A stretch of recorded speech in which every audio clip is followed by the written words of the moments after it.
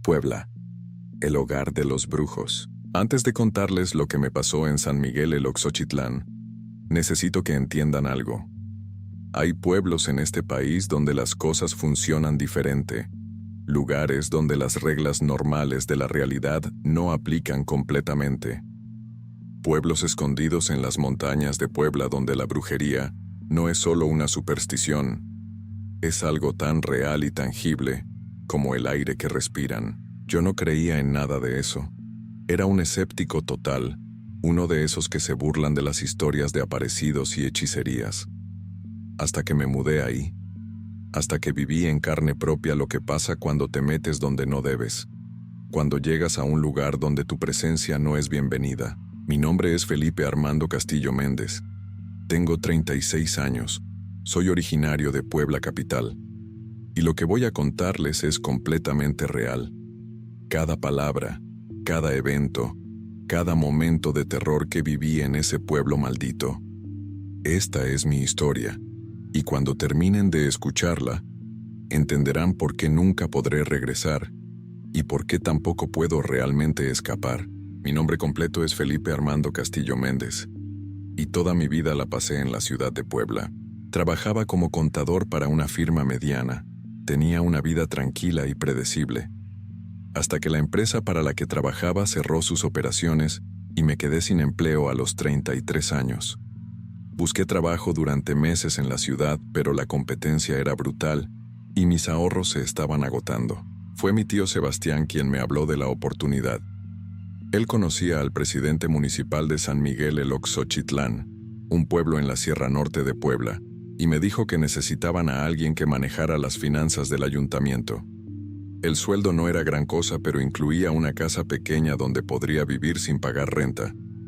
En mi situación desesperada, parecía la solución perfecta. Nunca había oído hablar de San Miguel el Oxochitlán antes. Busqué información en internet y encontré muy poco. Era un municipio pequeño, de apenas 3,000 habitantes, perdido entre montañas a casi 3 horas de la capital. Las pocas fotos que encontré mostraban un pueblo típico, con su iglesia colonial, su plaza central, casas de adobe y calles empedradas. Parecía pintoresco, tranquilo, exactamente lo que necesitaba para reorganizar mi vida. Llegué a San Miguel el Oxochitlán en un martes de septiembre. El viaje fue largo y complicado, primero por carretera pavimentada y después por caminos de terracería que serpenteaban entre montañas cubiertas de niebla. Mientras más me acercaba al pueblo, más denso se volvía el ambiente. No era solo la niebla, era algo más, una sensación de peso en el aire que no podía explicar. El pueblo apareció de repente después de una curva cerrada. Estaba asentado en un valle angosto rodeado de montañas altas. Desde arriba, se veía exactamente como en las fotos, pequeño y pintoresco. Pero cuando empecé a bajar hacia él, esa sensación de peso aumentó. Era como si el pueblo mismo estuviera observándome, evaluándome, decidiendo si debía permitir mi entrada. Conduje por la calle principal hasta llegar a la plaza. Era temprano por la tarde, pero había muy poca gente en las calles. Los que estaban ahí, en su mayoría personas mayores vestidas con ropa tradicional, se detuvieron para mirarme pasar. No eran miradas curiosas o amigables, eran miradas de sospecha, de rechazo, como si mi presencia fuera una intrusión no deseada. El ayuntamiento estaba en un edificio viejo frente a la plaza. Estacioné mi carro y entré buscando al presidente municipal. La recepción era oscura y fría, con paredes de piedra que parecían absorber la luz. Una mujer mayor sentada detrás de un escritorio me miró sin sonreír cuando le dije quién era y por qué estaba ahí. «Espere», dijo en español, pero con un acento marcado que después aprendería era por su lengua materna náhuatl. Después de varios minutos, apareció un hombre de unos 50 años, robusto, con el cabello negro y una expresión seria que nunca cambió durante toda nuestra conversación. «Felipe Castillo, supongo», dijo sin extender la mano para saludar. «Soy Aurelio Flores, el presidente municipal. Su tío me habló de usted. Necesitamos a alguien que ponga en orden nuestras finanzas, pero hay reglas que debe seguir mientras esté aquí». «Claro, lo que sea necesario», respondí tratando de sonar profesional y amable. Aurelio me miró fijamente con ojos que parecían evaluar algo más allá de mi apariencia física. Aquí las cosas funcionan diferente que en la ciudad. Tenemos nuestras costumbres, nuestras tradiciones. No se meta donde no lo llaman. No haga preguntas sobre cosas que no le conciernen.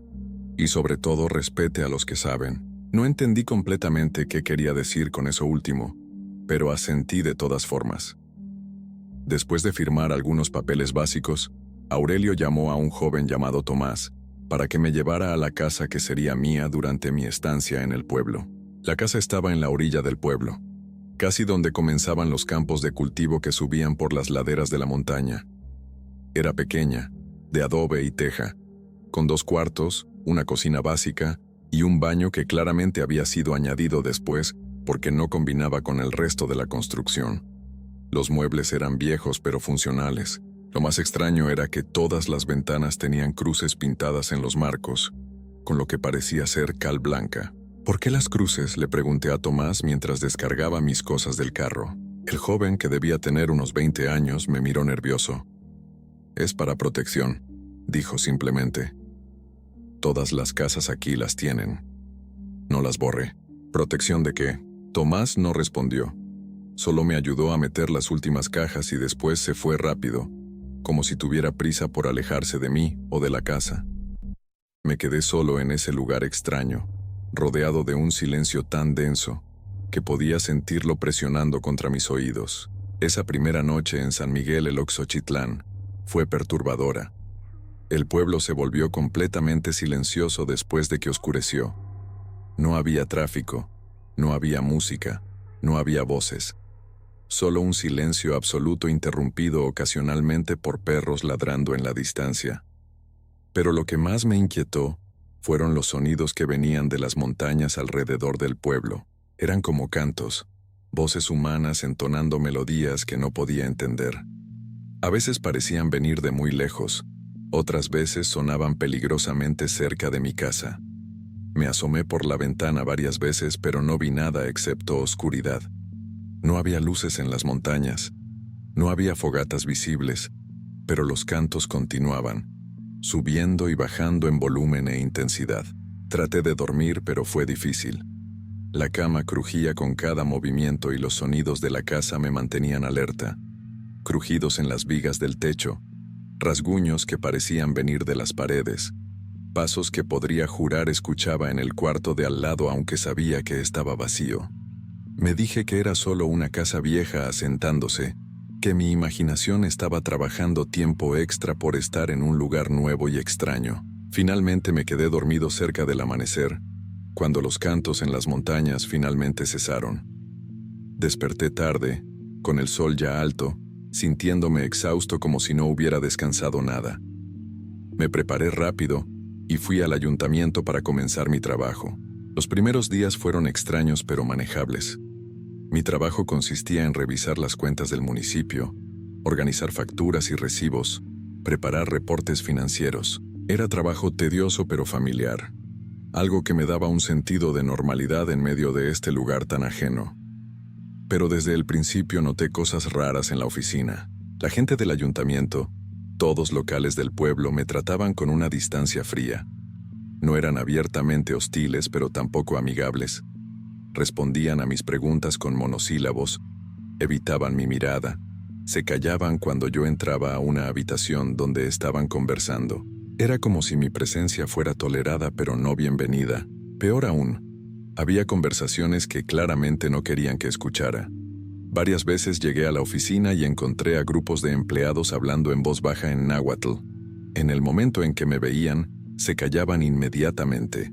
Cuando les preguntaba de qué hablaban, solo decían que eran asuntos del pueblo, nada que me concerniera. Una tarde, cerca de una semana después de mi llegada, encontré algo extraño mientras revisaba las cuentas.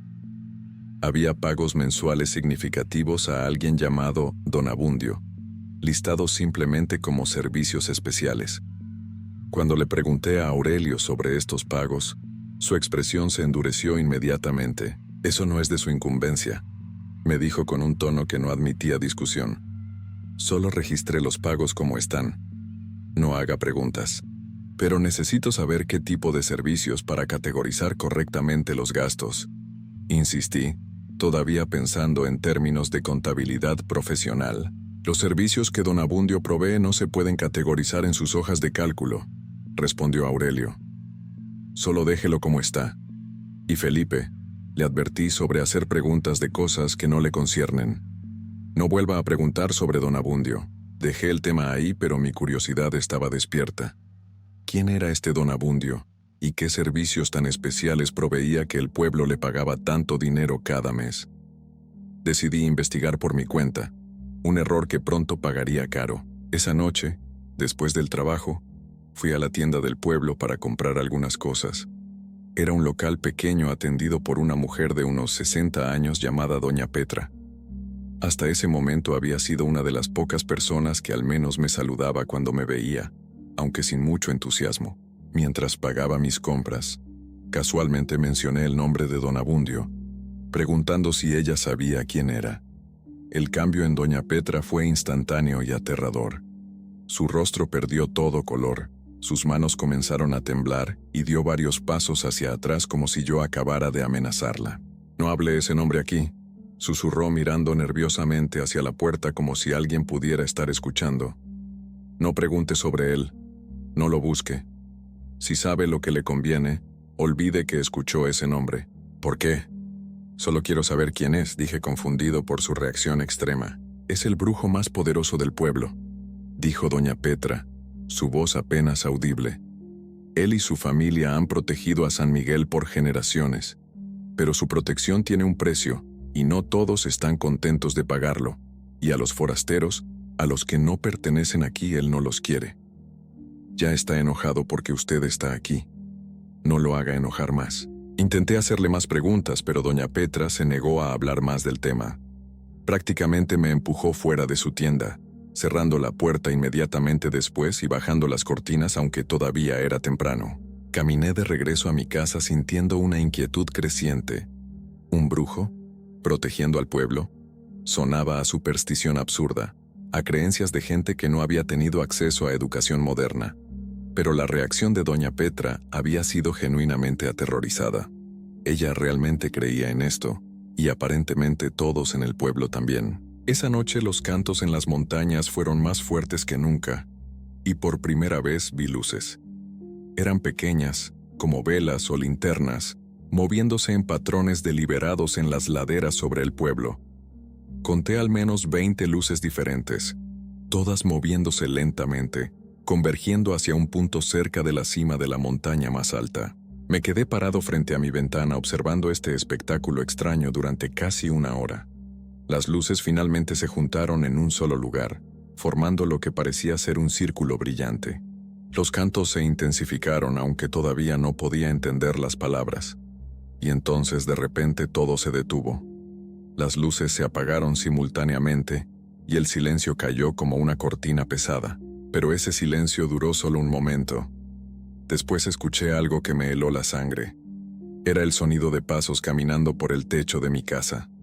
No eran pasos de animal, eran claramente pasos humanos, pesados y deliberados, caminando de un extremo al otro del techo de teja. Me quedé paralizado, mi corazón latiendo tan fuerte que podía escucharlo en mis oídos. Los pasos continuaron durante varios minutos, caminando de un lado a otro, deteniéndose ocasionalmente directamente sobre donde yo estaba parado. Después, tan súbitamente como comenzaron, se detuvieron. Esperé, conteniendo la respiración, pero no hubo más sonidos. Finalmente reuní el valor para salir de la casa con una linterna. Revisé el techo, pero no había nadie. Tampoco había huellas en el polvo que cubría las tejas. No había evidencia de que alguien hubiera estado ahí. Y sin embargo yo había escuchado claramente esos pasos. Regresé adentro, cerré todas las puertas y ventanas con llave, y me senté en la cama sin quitarme la ropa, esperando a que amaneciera. No volví a dormir esa noche, y sabía, con una certeza que no podía explicar racionalmente, que lo que había escuchado no era humano, o al menos no completamente humano. A la mañana siguiente llegué al trabajo exhausto y nervioso. Aurelio me llamó a su oficina apenas me vio. Escuché que anoche estuvo preguntando por don Abundio, dijo sin preámbulo. Le advertí que no hiciera preguntas sobre cosas que no le concernían. ¿Cómo supo que pregunté sobre él? Dije, aunque la respuesta era obvia. Alguien, probablemente doña Petra, le había reportado inmediatamente. Todos en este pueblo saben todo, respondió Aurelio. No hay secretos aquí, y su curiosidad está causando problemas. Don Abundio ahora sabe que usted está preguntando por él. No está contento. No entiendo qué problema hay con hacer una pregunta simple, dije, mi frustración superando mi cautela. El problema es que usted no pertenece aquí. Es un forastero, un extraño en un lugar que no lo quiere. La única razón por la que está aquí es porque necesitamos a alguien que sepa de números y contabilidad, pero eso no le da derecho a meterse en asuntos del pueblo. Aurelio se inclinó hacia adelante, su expresión severa. Especialmente no con don Abundio. Él puede hacer cosas que usted no creería. Y si decide que es un problema, nadie aquí lo va a proteger. Eso sonaba como una amenaza apenas velada. Intenté protestar, decir que yo solo estaba tratando de hacer mi trabajo correctamente, pero Aurelio levantó una mano para silenciarme. Ya causó suficiente daño. Ahora solo mantenga la cabeza baja, haga su trabajo sin preguntas, y tal vez pueda salir de aquí sin problemas cuando termine su contrato. Pero si sigue preguntando, si sigue metiendo la nariz donde no debe, no puedo garantizar su seguridad. Salí de su oficina sintiéndome amenazado e indignado. ¿Quién se creían que eran estas personas? ¿Qué tipo de lugar era este donde un supuesto brujo tenía tanto poder que el presidente municipal mismo le tenía miedo? Decidí que en cuanto terminara mi contrato de 6 meses, me iría de este pueblo y nunca volvería, pero los siguientes días me demostraron que tal vez no sería tan simple. Las cosas comenzaron a empeorar rápidamente después de mi conversación con Aurelio. Primero fueron pequeñas molestias, cosas que podía atribuir a coincidencias o mala suerte. Mi carro no arrancaba por las mañanas, aunque el mecánico del pueblo decía que no encontraba nada mal con él. La comida que compraba se echaba a perder en días cuando debería durar semanas. Las bombillas de luz en mi casa se fundían constantemente, a veces explotando en chispas cuando encendía el interruptor. Después las cosas se volvieron más perturbadoras. Comencé a encontrar objetos extraños en mi puerta cada mañana. Primero fue un puñado de plumas negras atadas con hilo rojo. Después una pequeña figura de palo envuelta en tela oscura. Luego un plato de barro lleno de cenizas y lo que parecían ser huesos pequeños de animal. Cada vez que encontraba estos objetos los tiraba inmediatamente, tratando de convencerme de que eran solo intentos baratos de asustarme. Pero funcionaban. Estaba asustado, aunque no quería admitirlo. Y peor aún, estaba comenzando a sentirme enfermo. Despertaba cada mañana con dolores de cabeza terribles, náuseas, una debilidad en mis extremidades que hacía difícil incluso caminar. Fui con el único doctor del pueblo, un hombre mayor que atendía en una clínica pequeña junto a la iglesia. Me examinó rápidamente, midió mi presión y temperatura, me hizo algunas preguntas básicas. Después me miró con una expresión que no pude descifrar. No encuentro nada físicamente mal con usted, dijo lentamente. Sus signos vitales son normales. No tiene infección ni fiebre, pero hay algo que no puedo medir con mis instrumentos. ¿Qué quiere decir? El doctor vaciló, claramente incómodo. He vivido en este pueblo toda mi vida. He visto cosas que la medicina moderna no puede explicar. Usted está enfermándose, pero no es una enfermedad del cuerpo. Es algo más. ¿Me está diciendo que cree que alguien me está haciendo brujería? Pregunté con incredulidad. Estoy diciendo que hay fuerzas en este lugar que van más allá de mi entendimiento. Y si esas fuerzas han decidido que usted es un problema, entonces estar aquí es peligroso para su salud. El doctor escribió algo en una receta. Le voy a dar algo para el dolor y para ayudarlo a dormir. Pero mi consejo real es que considere irse de San Miguel. Pronto, salí de la clínica sintiéndome peor que cuando entré. Hasta el doctor creía en estas tonterías, o al menos estaba lo suficientemente asustado como para no contradecirlas. Me tomé las pastillas que me dio, pero no ayudaron mucho. Los dolores de cabeza continuaron, Y ahora se añadían pesadillas terribles cada vez que lograba dormir. Soñaba que estaba siendo perseguido por figuras oscuras en las montañas alrededor del pueblo. Soñaba que despertaba y encontraba mi cuarto lleno de animales, serpientes y escorpiones y arañas, todos arrastrándose hacia mi cama. Soñaba que abría los ojos y había una figura parada junto a mi cama, un hombre viejo con ojos que brillaban como brasas, observándome sin parpadear. Cuando despertaba de estas pesadillas, siempre sentía que algo estaba mal en la habitación, como si alguien acabara de salir corriendo justo antes de que abriera los ojos. El aire se sentía perturbado, cargado con una presencia que no debería estar ahí. Una noche, 2 semanas después del incidente con las preguntas sobre Don Abundio, todo llegó a un punto crítico. Me desperté cerca de las 3 de la mañana, con la sensación de que no estaba solo. La habitación estaba completamente oscura, la luz de la luna bloqueada por nubes densas afuera. Pero podía sentir algo ahí conmigo, algo que respiraba en la oscuridad, algo que me observaba. Extendí la mano hacia la lámpara en la mesa de noche, mis dedos temblando. Encontré el interruptor y lo giré. La luz se encendió por un segundo, lo suficiente para que viera lo que estaba en mi cuarto, y después explotó en una lluvia de chispas y vidrio. Pero en ese segundo de luz vi suficiente. Había algo parado en la esquina de mi cuarto. No era completamente una sombra, pero tampoco era completamente sólido. Era una forma humana, pero distorsionada, como si estuviera viéndola a través de agua turbia.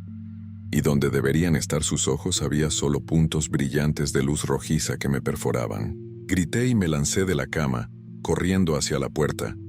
Mis manos temblaban tanto que apenas pude girar la manija. Finalmente la abrí y salí corriendo de la habitación, tropezando en la oscuridad hacia la puerta principal de la casa. Afuera, bajo el cielo nublado, me recargué contra la pared de mi casa, jadeando, mi corazón latiendo salvajemente. ¿Qué había sido eso? ¿Había sido real o solo otra pesadilla? Pero no, yo había estado despierto. Había visto esa cosa en mi cuarto. Había sentido su presencia, malévola e intensa. Me quedé afuera el resto de la noche, sentado en el escalón de mi puerta, negándome a volver a entrar hasta que saliera el sol. Cuando finalmente lo hizo, me obligué a regresar adentro. El cuarto se veía normal bajo la luz del día. No había nada en la esquina donde había visto esa figura, pero la lámpara estaba efectivamente rota, su foco explotado, fragmentos de vidrio esparcidos sobre la mesa de noche. Supe entonces que tenía que hacer algo. No podía simplemente esperar a que mi contrato terminara. Algo en este pueblo me quería fuera, o peor. Necesitaba encontrar respuestas, entender qué estaba pasando y descubrir si había alguna forma de detenerlo. Esa tarde, después del trabajo, volví a buscar a doña Petra en su tienda. Al principio no quería hablar conmigo. Intentó cerrar la puerta cuando me vio llegar, pero yo la detuve, suplicándole que me ayudara a entender qué estaba pasando. Finalmente, después de verificar varias veces que nadie más estuviera cerca, me dejó entrar y cerró la puerta con llave detrás de nosotros. «Está condenado», me dijo sin rodeos. «Don Abundio ha decidido que usted es un problema que necesita ser eliminado. Las cosas que le están pasando, los objetos en su puerta, la enfermedad, las visiones, todo es obra de él. Está mandando cosas oscuras a su casa, cosas que lo están debilitando. Eventualmente lo van a destruir por completo. ¿Por qué? Solo porque hice algunas preguntas. Eso es suficiente razón para atacarme. Para Don Abundio, sí. Él protege este pueblo, pero también lo controla. No tolera desafíos ni cuestionamientos, especialmente de forasteros. Usted llegó aquí sin ser realmente bienvenido, ocupando un espacio que él no aprobó, y después tuvo la osadía de preguntar por él, de cuestionar su rol. Para él eso es una ofensa imperdonable. Entonces, ¿qué puedo hacer?, pregunté desesperado. ¿Cómo detengo esto? Doña Petra me miró con pena genuina en sus ojos. No puede. No tiene el conocimiento ni el poder para enfrentar a alguien como Don Abundio. Su única opción es irse, ahora, antes de que sea demasiado tarde. Empaque sus cosas y váyase esta misma noche. No espere a terminar su contrato, solo váyase. Pero él me puede seguir, ¿no? Si tiene tanto poder como dicen, puede alcanzarme donde sea que vaya. Tal vez, admitió doña Petra. Pero mientras más lejos esté de San Miguel, más débil será su influencia sobre usted. Si se va lejos, a otra ciudad, tal vez incluso a otro estado, eventualmente lo dejará en paz. Especialmente si nunca vuelve, si nunca habla de él ni de este lugar. Era aterrador pensar que tendría que huir como un criminal solo por haber hecho algunas preguntas.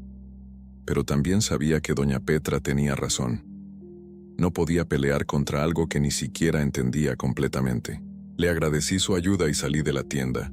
Decidí que seguiría su consejo. Empezaría a empacar esa misma noche y me iría al día siguiente, contrato o no.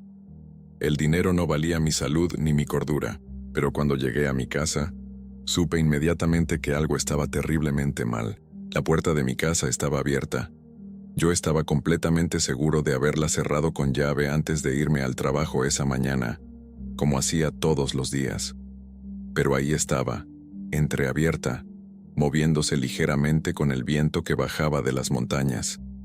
Me quedé parado frente a ella, mi mano temblando mientras la empujaba lentamente para abrirla más. El interior de mi casa había sido completamente destrozado. Los muebles estaban volteados, la ropa sacada de los cajones y esparcida por el piso, los platos rotos en la cocina. Pero lo más perturbador no era el desorden, era lo que habían dejado en medio de la sala. Había un círculo pintado en el piso con algo rojo oscuro que olía a hierro oxidado. Dentro del círculo había velas negras dispuestas en un patrón específico, y en el centro, una figura hecha con ramas y trapos que se parecía inquietantemente a mí. Tenía alfileres clavados por todo el cuerpo, especialmente en la cabeza y el pecho. Sentí náuseas inmediatas. Esto era una maldición, un trabajo de brujería dirigido específicamente contra mí. No importaba que mi mente racional tratara de negarlo, la evidencia estaba ahí frente a mis ojos. Alguien había entrado a mi casa y había hecho esto con la intención específica de hacerme daño. Saqué mi teléfono para llamar a la policía, pero entonces recordé dónde estaba. En un pueblo donde el presidente municipal mismo le tenía miedo al brujo local. ¿Qué harían los policías? Probablemente nada.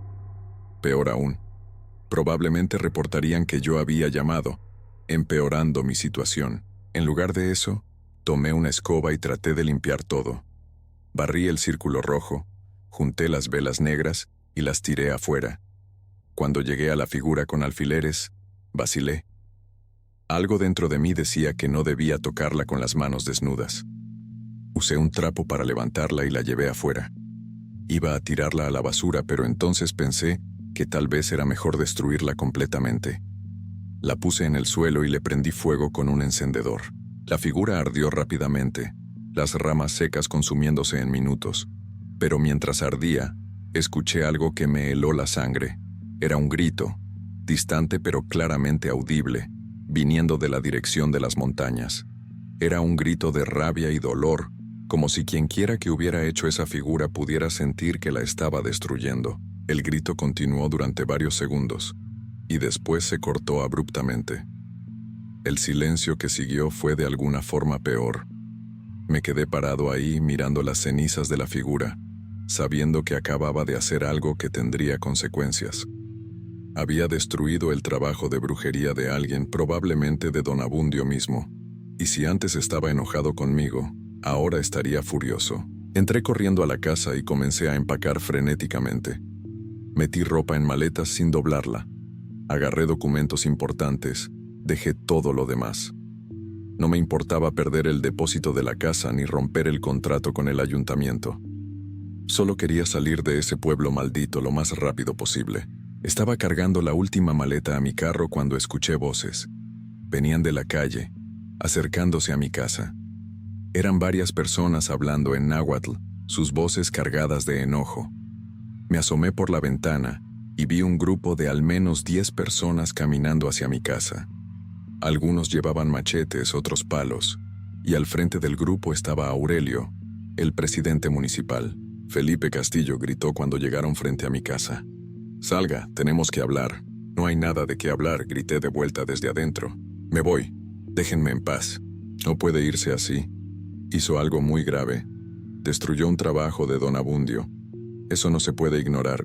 Me asomé de nuevo y vi que el grupo había crecido. Ahora había al menos 20 personas, tal vez más, todas mirando mi casa con expresiones hostiles. Me di cuenta con horror de que me tenían rodeado. Mi carro estaba afuera, pero no había forma de llegar a él sin pasar por ellos. Estuve tentado a quedarme adentro, a encerrarme y esperar a que se fueran, pero sabía que eso no funcionaría. Ellos eran locales, conocían el pueblo, tenían tiempo. Yo estaba solo, en territorio enemigo, sin aliados ni lugar donde esconderme. Finalmente abrí la puerta y salí, manteniendo mis manos visibles para mostrar que no estaba armado. El grupo se acercó, formando un círculo apretado alrededor de mí. Sus rostros no mostraban nada, excepto desprecio y rabia. «Tiene que venir con nosotros», dijo Aurelio. «Don Abundio quiere hablar con usted. Quiere explicarle personalmente por qué lo que hizo fue un error». «No voy a ir a ningún lado con ustedes», respondí, tratando de sonar más valiente de lo que me sentía. «No he hecho nada malo. Solo me estoy defendiendo de los ataques que me han estado haciendo». «¿Defendiendo?» Aurelio se rió sin humor. «Usted llegó aquí donde no era bienvenido. Hizo preguntas que no debía hacer. Mostró falta de respeto a quien protege este pueblo. Y ahora destruyó un trabajo sagrado. Esas no son defensas, son ofensas. Y las ofensas deben ser castigadas». El círculo de personas se apretó más alrededor de mí. Vi las herramientas y armas en sus manos, y supe que si me llevaban a donde fuera que quisieran llevarme, probablemente no regresaría. O si regresaba, no sería la misma persona. Hice lo único que se me ocurrió. Grité lo más fuerte que pude, esperando que alguien, cualquiera que no estuviera en este grupo, me escuchara y tal vez llamara a alguna autoridad externa. Pero nadie vino. Las ventanas de las casas cercanas permanecieron cerradas. Si había alguien observando, decidieron que no era su problema. 2 hombres del grupo me agarraron de los brazos. Luché, pateé, traté de soltarme, pero eran más fuertes y más numerosos. Me arrastraron por las calles del pueblo mientras yo gritaba y me resistía. Nadie salió a ayudarme. El pueblo entero me había abandonado, o peor, estaba de acuerdo con lo que me estaban haciendo. Me llevaron hacia las afueras del pueblo, subiendo por un camino de tierra que llevaba a las montañas. Caminamos durante lo que pareció horas, pero probablemente fueron solo 30 minutos. Finalmente llegamos a un claro en el bosque, donde había una casa de adobe más grande que las del pueblo, rodeada por un jardín lleno de plantas que no reconocí. Afuera de la casa, sentado en una silla de madera, había un hombre anciano. Debía tener al menos 80 años, con el cabello completamente blanco pero todavía abundante. Vestía ropa tradicional de manta blanca bordada con patrones rojos y negros. Sus ojos, cuando me miraron, eran de un color extraño, casi amarillentos, como los ojos de un gato o un búho. Este era don Abundio, el brujo que había estado atormentándome, el hombre que supuestamente protegía al pueblo pero que también lo controlaba con miedo. Me empujaron frente a él y me obligaron a arrodillarme. «Felipe Castillo», dijo con una voz sorprendentemente fuerte para alguien de su edad.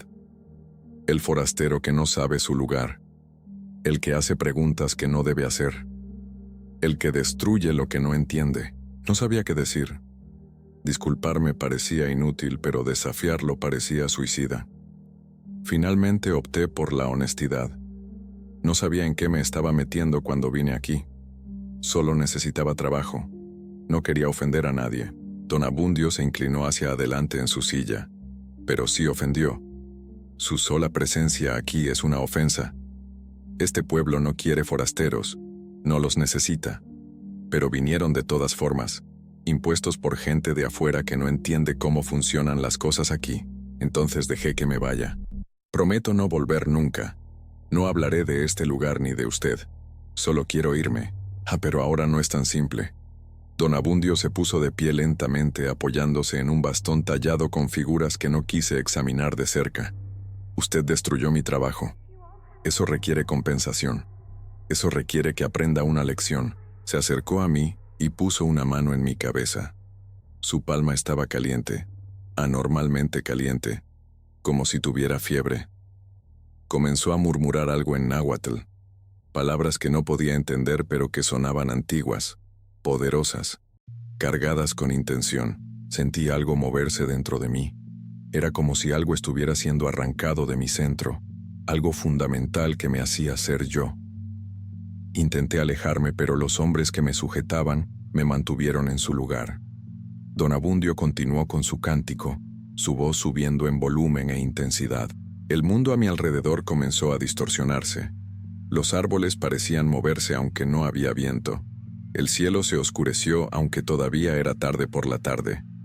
Las caras de las personas alrededor se volvieron borrosas, transformándose en máscaras grotescas que no parecían humanas. Y entonces, tan súbitamente como comenzó, terminó. Don Abundio retiró su mano y dio un paso atrás. Yo caí hacia adelante, jadeando, sintiendo como si acabara de correr un maratón. Todo mi cuerpo temblaba y había un sabor metálico en mi boca. «Ya está hecho», dijo Don Abundio con satisfacción. «Ahora lleva mi marca. No importa dónde vaya, no importa qué tan lejos corra, siempre estará conectado a este lugar. Y yo siempre podré encontrarlo. Siempre podré alcanzarlo. Su vida ya no es completamente suya». Me soltaron y caí al suelo, incapaz de sostenerme. Aurelio se acercó y me miró desde arriba. «Ahora puede irse si quiere. Pero recuerde lo que Don Abundio dijo. Usted le pertenece ahora. Y si alguna vez habla de este lugar, si alguna vez cuenta lo que pasó aquí, él lo sabrá. Y vendrá por usted». Me dejaron ahí, tirado en el suelo del claro. Escuché sus pasos alejándose, bajando por el camino de regreso al pueblo. Cuando finalmente reuní la fuerza para levantarme, estaba completamente solo. El sol se estaba poniendo, tiñendo el cielo de rojo y naranja, colores que me recordaron a la sangre. Caminé de vuelta al pueblo en la oscuridad creciente. Cada sombra parecía moverse, cada sonido en el bosque me hacía saltar. Tardé casi 1 hora en llegar a mi casa. Cuando llegué, encontré que mi carro había sido vandalizado. Los neumáticos estaban desinflados, el parabrisas roto, las luces destrozadas. Pero ya no me importaba. Llamé a un taxi desde un pueblo vecino, ofreciéndole el doble del precio normal si venía a recogerme inmediatamente. Mientras esperaba, terminé de empacar lo poco que me importaba llevar. El resto lo dejé ahí. Que se lo quedara el pueblo. No quería nada que me recordara este lugar. El taxi llegó cerca de las 11 de la noche. El conductor me miró extraño cuando vio mi condición, despeinado, sucio, claramente asustado, pero no hizo preguntas. Solo puso mis maletas en la cajuela y comenzó a manejar. No respiré con alivio hasta que dejamos atrás las montañas y llegamos a la carretera pavimentada que llevaba de regreso a la civilización. Regresé a Puebla capital esa noche. Me quedé con un amigo durante las primeras semanas, demasiado asustado para alquilar mi propio lugar, como si tener personas alrededor pudiera de alguna forma protegerme de lo que Don Abundio había hecho. Pero las cosas no mejoraron. Si acaso, empeoraron. Las pesadillas continuaron, más intensas que nunca. Soñaba que estaba de vuelta en San Miguel el Oxochitlán, atrapado en ese pueblo para siempre, incapaz de encontrar la salida. Soñaba que Don Abundio estaba parado junto a mi cama, observándome con esos ojos amarillentos, susurrando que yo le pertenecía ahora, y comenzaron a pasar cosas extrañas incluso en la ciudad. Objetos se movían en mi cuarto cuando no estaba mirando. Escuchaba pasos en medio de la noche. Veía sombras con forma humana en las esquinas de mi visión que desaparecían cuando giraba la cabeza completamente. Peor aún, desarrollé una enfermedad extraña que ningún doctor podía diagnosticar. Dolores constantes que migraban por mi cuerpo, debilidad en mis extremidades, episodios donde perdía completamente el control de mis movimientos. Los doctores hicieron pruebas tras pruebas, pero no encontraron nada físicamente mal conmigo. Uno finalmente sugirió que viera a un psiquiatra, que tal vez era algo psicosomático, pero yo sabía la verdad. Don Abundio me había marcado. Había puesto algo dentro de mí, o tal vez había sacado algo, y ahora, no importaba dónde estuviera, No importaba qué tan lejos hubiera corrido de San Miguel el Oxochitlán, todavía estaba conectado a ese lugar y al brujo que lo controlaba. Intenté buscar ayuda. Fui con curanderos en Puebla, con personas que supuestamente sabían de limpias y protección espiritual. Algunos me ayudaron temporalmente, haciendo rituales que aliviaban los síntomas por días o semanas. Pero siempre regresaban, más fuertes que antes, como si lo que fuera que me había sido hecho era demasiado poderoso para contrarrestar completamente. Una curandera particularmente seria me dijo algo que nunca olvidaré. «Usted lleva una marca muy oscura», me dijo después de examinarme. «Es el trabajo de alguien muy poderoso, alguien que ha practicado por décadas, tal vez generaciones. Esa persona puso un gancho en su espíritu. No importa qué tan lejos vaya físicamente, ese gancho lo puede jalar de regreso cuando quiera, y eventualmente lo hará». «¿No hay forma de romperlo?», pregunté desesperado. «Solo una», respondió. «Tendría que volver al lugar donde se lo hicieron y enfrentar directamente a la persona que lo marcó. Tendría que hacer que deshicieran el trabajo, pero para eso tendrían que querer hacerlo, y algo me dice que esa persona no está interesada en liberarlo». Esa confirmación de que estaba atrapado me hundió en una depresión profunda. Dejé de salir excepto cuando era absolutamente necesario. Dejé de ver amigos. Pasaba días encerrado en mi cuarto, las cortinas cerradas, tratando de esconderme de algo que sabía que no podía evadir.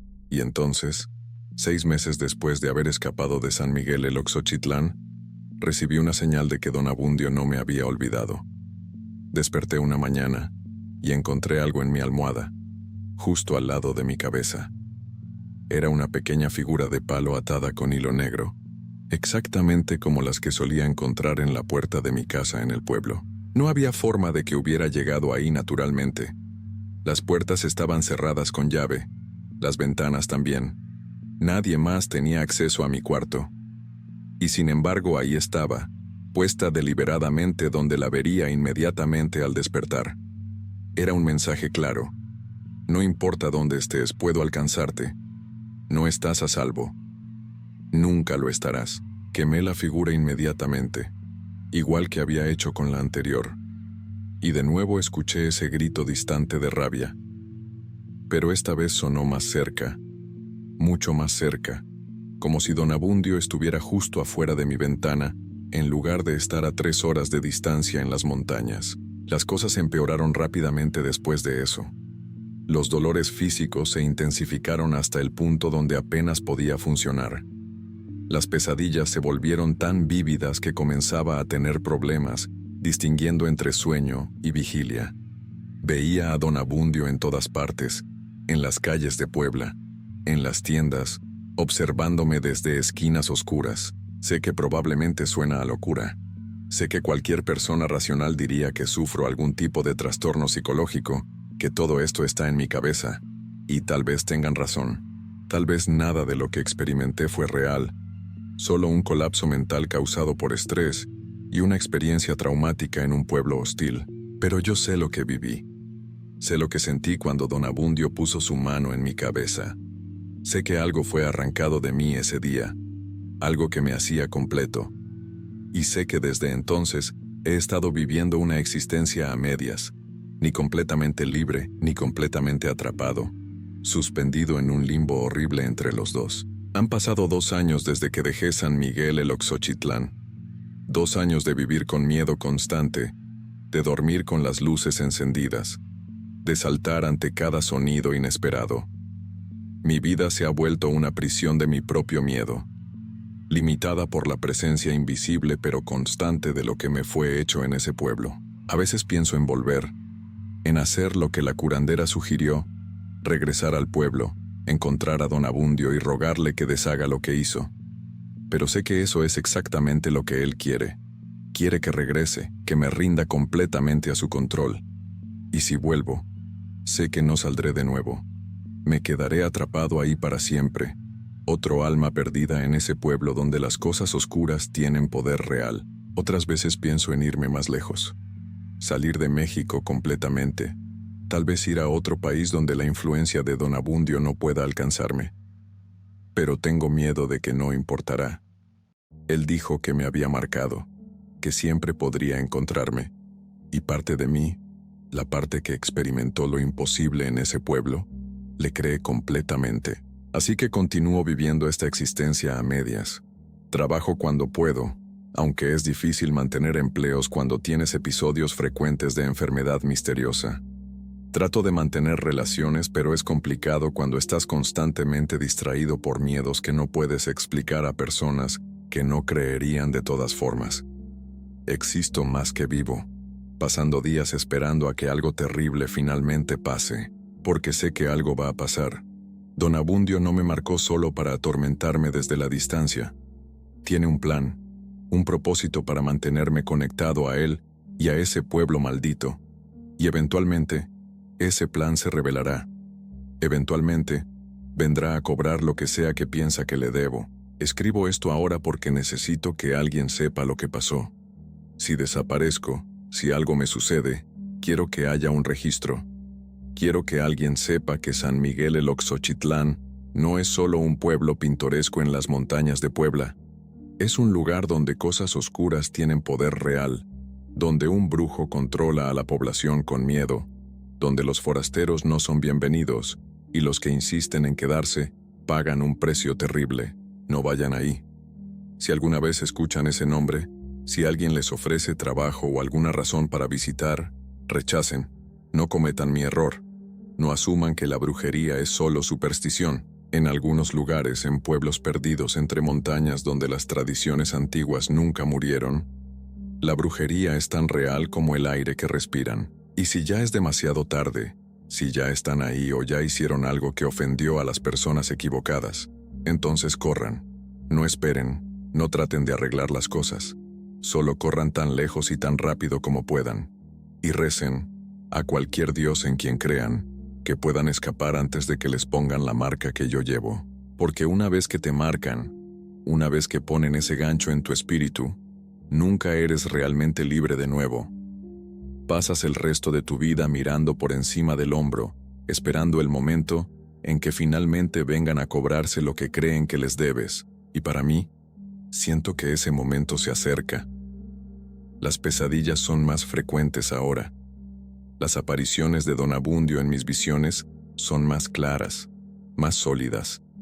Anoche soñé que estaba parado frente a mi ventana, golpeando el cristal, sonriendo con esa sonrisa que no llega a sus ojos amarillentos. Y cuando desperté, había huellas de manos en el exterior de la ventana, aunque estoy en un tercer piso sin balcón ni escalera de incendios. Sé lo que significan esas señales. Él está cerca. Está listo para finalizar lo que comenzó hace 2 años, y no hay nada que pueda hacer para detenerlo. He intentado todo, cada forma de protección que he podido encontrar, cada ritual, cada amuleto.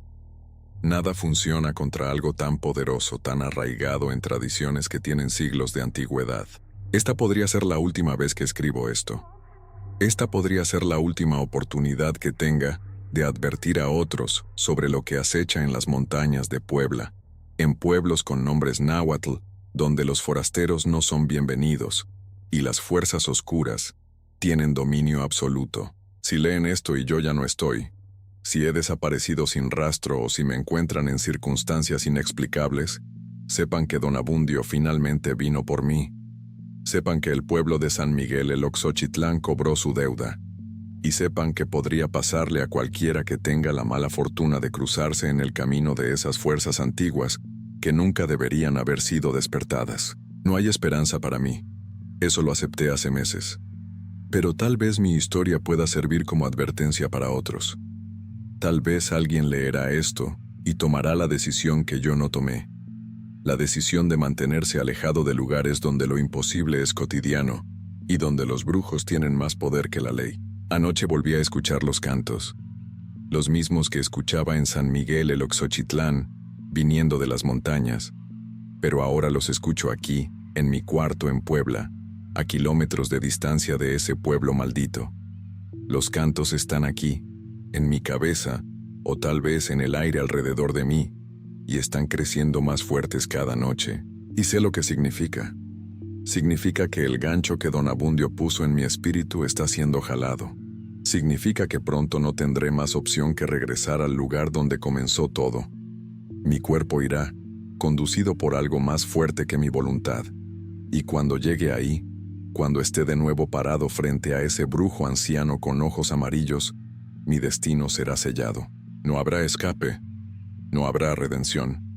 Solo habrá el final que él diseñó para mí desde el momento en que decidí hacer preguntas que no debía hacer, desde el momento en que desafié su autoridad aunque fuera sin querer. Así termina mi historia. No con un héroe venciendo al villano, no con un escape dramático hacia la libertad, sino con la resignación de alguien que aprendió demasiado tarde que hay fuerzas en este mundo contra las que los humanos ordinarios no pueden luchar. San Miguel el Oxochitlán sigue ahí, escondido en las montañas. Don Abundio sigue ahí, protegiendo y controlando a su pueblo con puño de hierro invisible. Y pronto, muy pronto, yo estaré ahí también, devuelto al lugar donde todo comenzó, para enfrentar lo que sea que ese brujo antiguo ha planeado para mí. Si alguien lee esto, recuerden mi nombre, Felipe Armando Castillo Méndez. Recuerden que existí, que luché, que traté de escapar. Y si desaparezco, si nunca regreso de ese pueblo en las montañas, sepan que mi destino fue sellado por fuerzas que van más allá de la comprensión moderna, por tradiciones que se remontan a épocas cuando la brujería era ley y los brujos eran reyes. Y por favor, no vayan a buscarme. No intenten investigar qué pasó. Eso solo los pondrá en el camino de don Abundio, y créanme cuando digo que no quieren su atención. Dejen que mi historia sea suficiente advertencia. Dejen que mi sacrificio, porque eso es lo que será, sirva como ejemplo de lo que puede pasar cuando el mundo moderno choca con las tradiciones oscuras que nunca murieron. Los cantos son más fuertes ahora. Puedo escucharlos claramente. Palabras en náhuatl que no entiendo pero cuyo significado puedo sentir en mis huesos. Me están llamando. Me están jalando. Y sé que pronto no podré resistir más. Esta es mi última entrada. Mi última advertencia. Mi última oportunidad de decir la verdad sobre lo que acecha en algunos pueblos de México, en lugares donde el tiempo se detuvo y las viejas costumbres todavía tienen dominio absoluto. No vayan a San Miguel el Oxochitlán. No busquen a don Abundio. No hagan las preguntas que yo hice. Simplemente vivan sus vidas lejos de lugares donde los brujos son reales y la oscuridad tiene forma tangible. Es todo lo que puedo decir. Es toda la advertencia que puedo dar antes de que sea demasiado tarde.